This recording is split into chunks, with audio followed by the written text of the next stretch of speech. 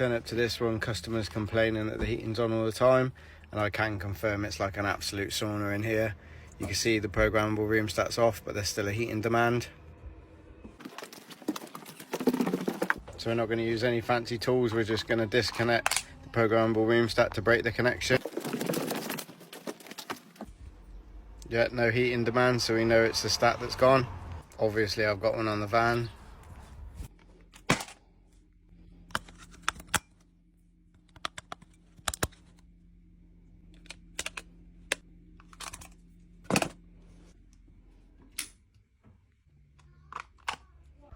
With the new one popped on,